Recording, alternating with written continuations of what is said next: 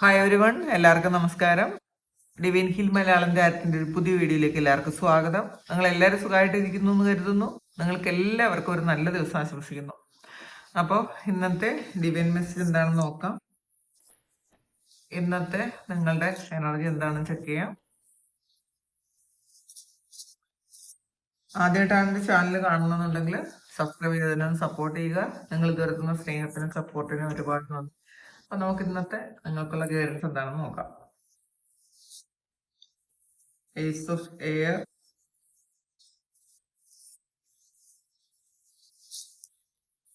the Dreamer, Awakening,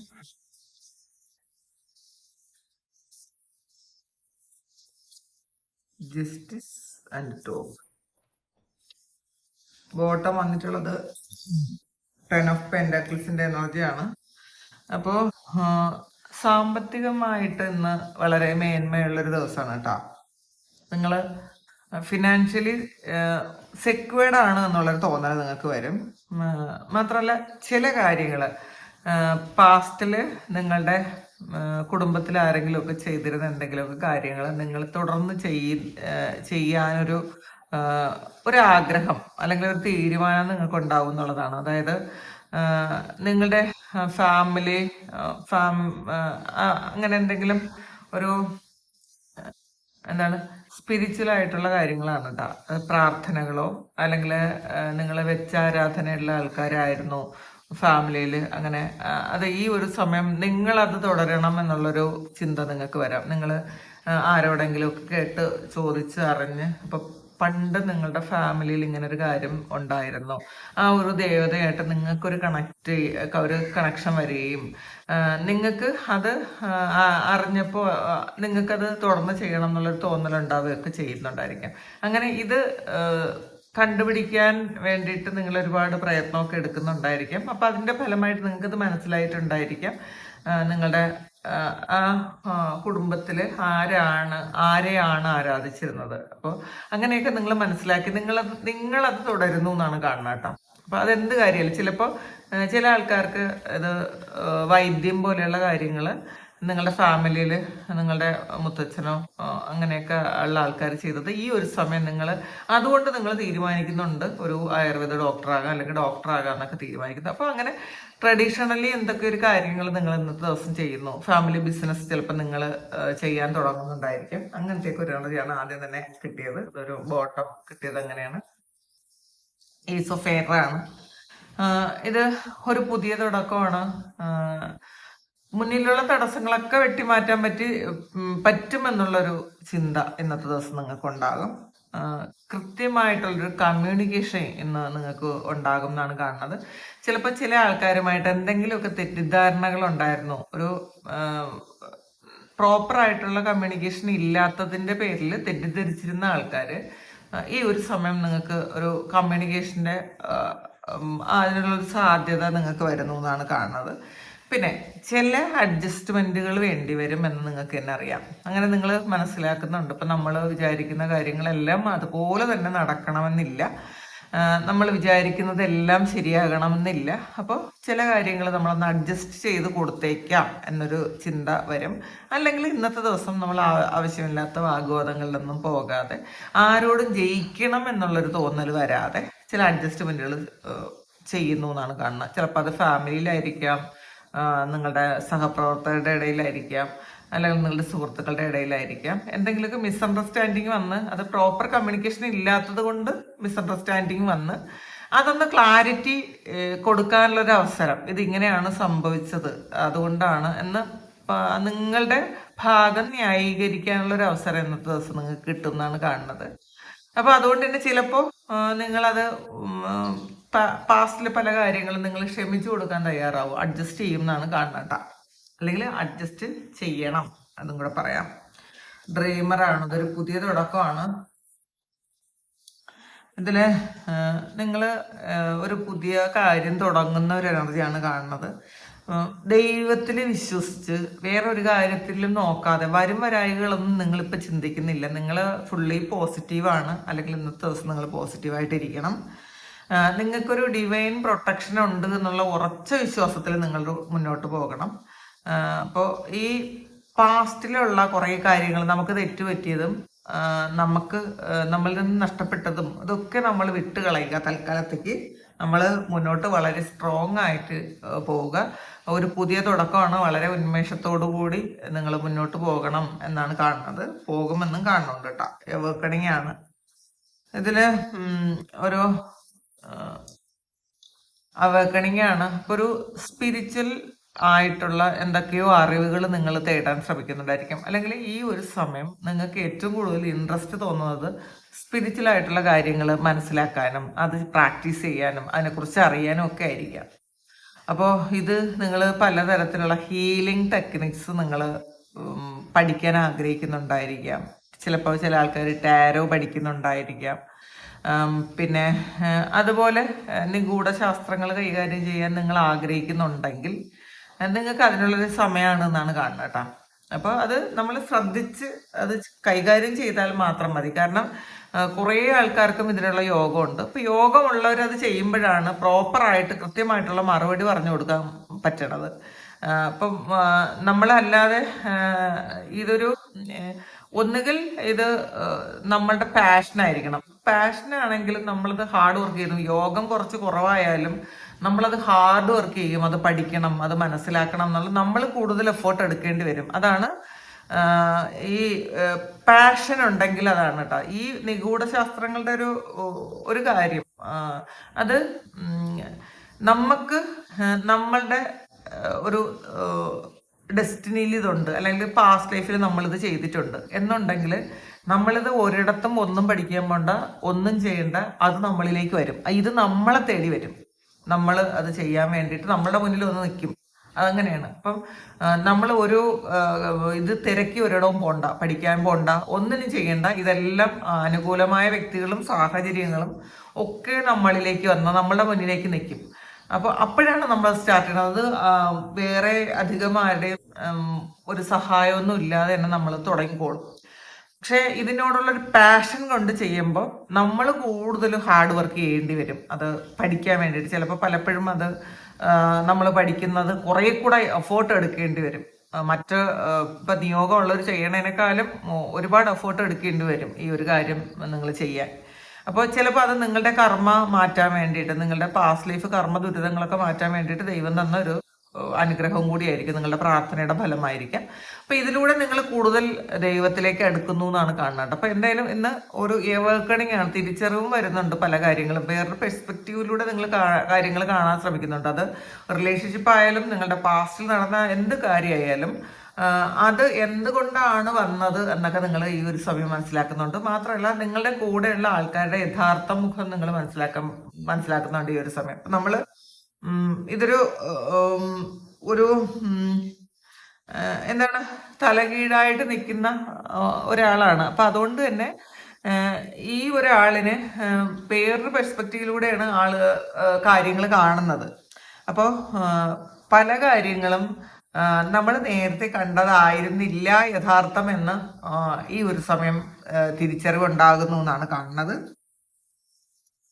spiritual awakening ആണ് കേട്ടോ കൂടുതൽ. പല കാര്യങ്ങളും നിങ്ങൾക്ക് ഈ ഒരു സമയം വെളിപ്പെട്ട് വരുന്നു എന്നാണ് കാണുന്നത്. ജസ്റ്റിസ് ആണ് നല്ലൊരു കുറെ ആൾക്കാർക്ക് ഇത് ഒരു ലോയുമായി ബന്ധപ്പെട്ട അല്ലെങ്കിൽ കോടതിയുമായി ബന്ധപ്പെട്ട എന്തെങ്കിലും കാര്യങ്ങൾ നിങ്ങൾ ഈ ഒരു സമയം ഡീൽ ചെയ്യുന്നുണ്ടെങ്കിൽ അത് നിങ്ങൾക്ക് അനുകൂലമായിട്ട് വരാം. അല്ലെങ്കിൽ കുറെ ആൾക്കാർക്ക് ലോയുമായി ബന്ധപ്പെട്ട എന്തെങ്കിലും കാര്യങ്ങൾ ഈ സമയം ഡീൽ ചെയ്യേണ്ട ഒരവസ്ഥ ഉണ്ടാക്കിയേക്കാം.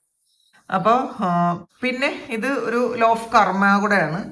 അപ്പോൾ നമ്മളുടെ കർമ്മഫലം, നമ്മൾ നല്ല കർമ്മങ്ങളാണ് ചെയ്തിട്ടുള്ളതെങ്കിൽ മറ്റുള്ളവരെ സഹായിക്കുകയും സ്നേഹിക്കുകയും സപ്പോർട്ട് ചെയ്യുകയും മാത്രമല്ല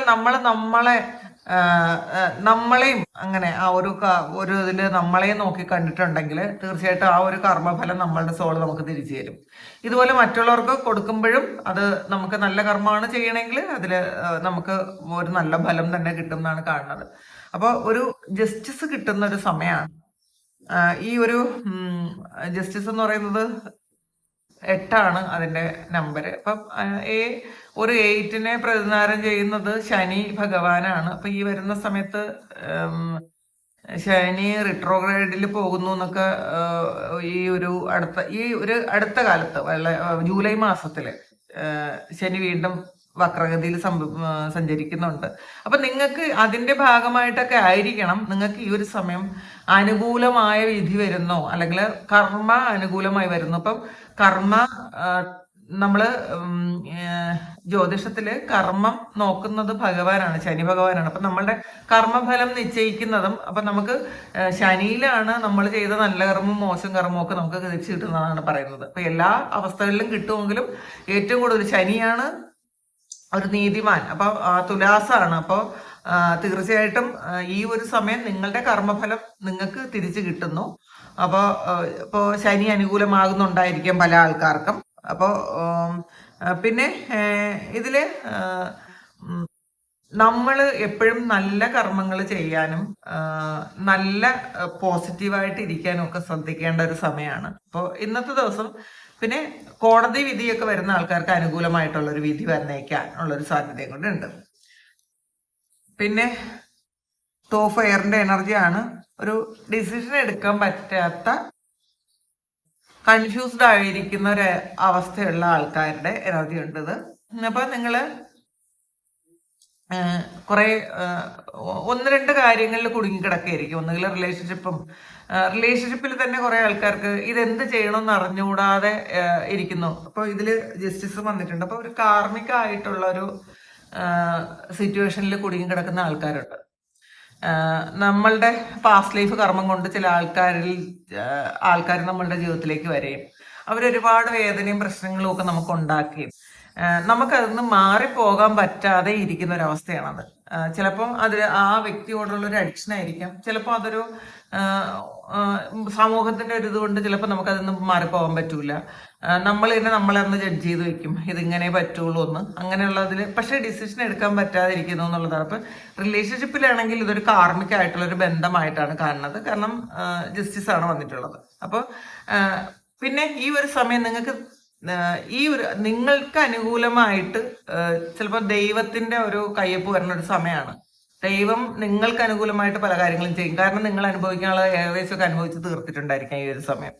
ഒരു ലൈഫ് ടൈമില് കുറെ കഷ്ടതയും ദുരിതങ്ങളും ചീറ്റിങ്ങും ഒക്കെ കിട്ടിയിട്ടുണ്ടായിരിക്കാം. അപ്പോൾ അത് ഈ ഒരു സമയം നിങ്ങളുടെ സമയം ഇപ്പൊ നിങ്ങൾക്ക് ഡിസിഷൻ എടുക്കാൻ പറ്റിയില്ല എന്ന് വിചാരിച്ചിട്ട് നിങ്ങൾ വിഷമിക്കേണ്ട ആവശ്യമേ ഇല്ല. കൺഫ്യൂസ്ഡ് ആയിരിക്കുന്നു അങ്ങനെയുള്ള ആൾക്കാർ ഈ ഒരു സമയം ദൈവം തന്നെ ഇതിനൊരു തീരുമാനം എടുക്കുന്നു എന്നാണ് കാണുന്നത്. പിന്നെ നമുക്ക്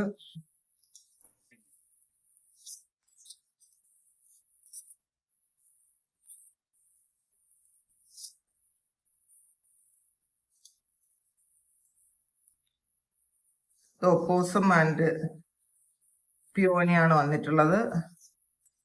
Heartfulness, the raccoon and sycamore, curiosity, the spider and passion flower.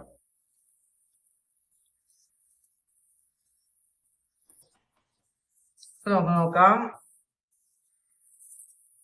ഇതില് ഒപ്പോസം ആൻഡ് പിയോണിയാണ് വന്നിട്ടുള്ളത്. ബാഷ്ഫുൾനെസ്. അപ്പോൾ ഇതില് ഇന്ന് നിങ്ങൾ ഒരു ലജ്ജ കൊണ്ട് നിങ്ങൾ എന്തെങ്കിലും ഒരു കാര്യം അല്ലെങ്കിൽ ആത്മവിശ്വാസക്കുറവ് കൊണ്ട് നിങ്ങൾ എന്തെങ്കിലും ഒരു കാര്യം അല്ലെങ്കിൽ നിങ്ങളുടെ യഥാർത്ഥത്തിലുള്ള കഴിവ് പുറത്ത് കാണിക്കാൻ പറ്റാതെ ഇരിക്കുന്നുണ്ട് എന്നുണ്ടെങ്കിൽ നിങ്ങൾ അങ്ങനെ ഇരിക്കരുത് എന്നാണ് കാണുന്നത് കേട്ടോ.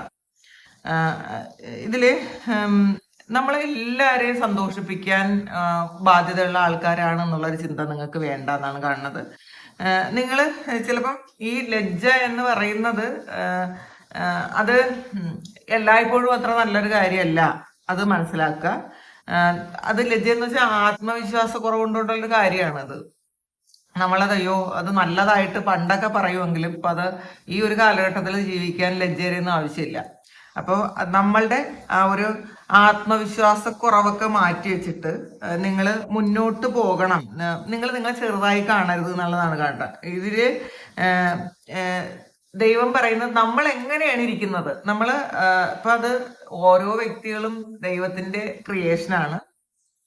അപ്പൊ ഇത് ദൈവം നമുക്ക് തന്നതാണെന്ന് നമ്മൾ സ്വയം വിശ്വസിക്കുക. ഇതില് ചിലപ്പോൾ നമുക്കൊരു മറ്റുള്ളവര് ബോഡി ഷേമിങ് ഒക്കെ ചെയ്തത് കൊണ്ട് നമുക്ക് നമ്മളെപ്പോഴും നമ്മളെ ചെറുതായിട്ട് കാണുന്ന ആൾക്കാരുണ്ടായിരിക്കാം. മറ്റുള്ളവരെ നമ്മളെപ്പോഴും കമ്പയർ ചെയ്യുമോ, അവരത്രയും ഭംഗിയുണ്ട്, എനിക്ക് അത്രയും സൗന്ദര്യമില്ല, അല്ലെങ്കിൽ എനിക്ക് ഇത്ര കുറവുകളുണ്ട്, മറ്റുള്ളവർ അങ്ങനെയാണ് ഇരിക്കുന്നത്, അവർക്ക് അതിന് പറ്റും.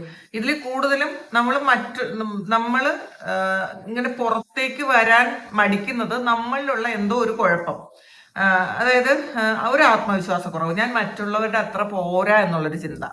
അത് കാണാനായിരിക്കാം, സംസാരിക്കാനായിരിക്കാം, ചിലപ്പോൾ ബുദ്ധി കൊണ്ടായിരിക്കാം. ഇതൊക്കെ ഞാൻ അത്ര പോരല്ലോ എന്ന് ചിന്തിക്കുന്ന ആൾക്കാർ ഉണ്ട് എന്നാണ് കാണുന്നത്. അപ്പൊ ഇതില് ദൈവം പറയണത് ദൈവമാണ് എല്ലാരെയും സൃഷ്ടിച്ചത്. അപ്പോൾ നമ്മളെ അംഗീകരിക്കുക എന്നുള്ളതാണ്. അപ്പോൾ ഇത് ഇന്ന് ഭയമൊക്കെ മാറ്റി വെച്ച് നിങ്ങൾ എന്താണോ ചെയ്യേണ്ടത് അത് നിങ്ങൾ ചെയ്യാനുള്ള ധൈര്യം കാണിക്കണം. നമ്മളുടെ ശബ്ദം ഇന്ന് മറ്റുള്ളവർ കേൾക്കണം എന്നാണ് കേട്ടോ കാണുന്നത്. പിന്നെ റക്കൂൺ ആൻഡ് സിക്കമോർ ആണ് വന്നിട്ടുള്ളത്.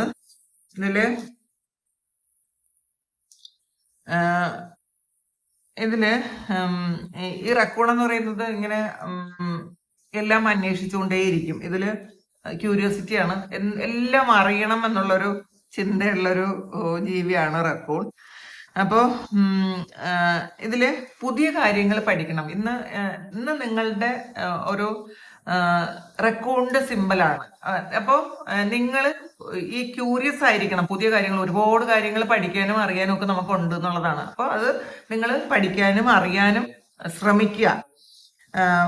മാത്രമല്ല, ഒരു പുതിയ അവസരം നിങ്ങളുടെ മുന്നിൽ വന്നാൽ അത് പേടിക്കാതെ നമ്മൾ പഠിച്ചു നോക്കണം. നമുക്ക് അയ്യോ എനിക്ക് പറ്റൂല, എന്നെ കൊണ്ട് ഇത് പറ്റൂല എന്നുള്ള ചിന്തയല്ല, ഞാനിത് ട്രൈ ചെയ്ത് നോക്കാമെന്ന് ചിന്തിക്കുക. ഇതില് നമ്മൾ ഒന്നിലും കൗതുകം ഇല്ലാതെ ജീവിക്കുമ്പോൾ നമുക്കൊരു ഒരു മടുപ്പാണ് എല്ലാ കാര്യത്തിലും.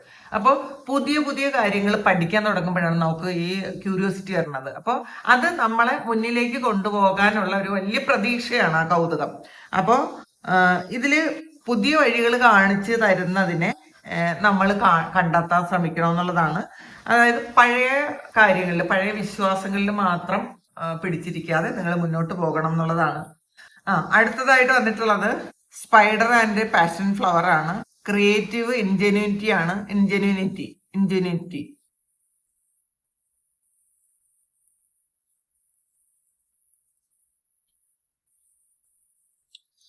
അടുത്ത കാർഡ് വന്നിട്ടുള്ളത് സ്പൈഡർ ആൻഡ് പാഷൻ ഫ്ലവർ ആണ്. അപ്പൊ ഇതില് ഇപ്പൊ സ്പൈഡർ അറിയാലോ, സ്പൈഡർ ചിലന്തി എന്ന് പറയുന്നത് വളരെ ക്ഷമയുള്ളൊരു ജീവിയാണ്. അത് വളരെ ക്ഷമയോടും കൃത്യതയോടുകൂടിയാണ് അതിന്റെ വല നെയ്യുന്നത്, അതറിയാലോ. അപ്പൊ അത് അത്രയും ക്രിയേറ്റിവിറ്റി ഉള്ള ഒരു ജീവിയാണ് സ്പൈഡർ. മാത്രമല്ല ക്ഷമയുള്ള ഒരു ജീവിയാണ്. അപ്പോൾ നമ്മളുടെ ആശയങ്ങൾ, ഇപ്പം നമ്മുടെ മുന്നിൽ കുറെ ആശയങ്ങളുണ്ട്, നമ്മുടെ ഉള്ളിൽ കുറെ ആശയങ്ങളുണ്ട്. അത് നമ്മൾ ഉപയോഗിക്കുന്നില്ല യഥാർത്ഥത്തില്. അപ്പൊ നിങ്ങളുടെ ഉള്ളിലുള്ള ആ ക്രിയേറ്റിവിറ്റിയെ നിങ്ങൾ ഉപയോഗിക്കാൻ ശ്രമിക്കുക.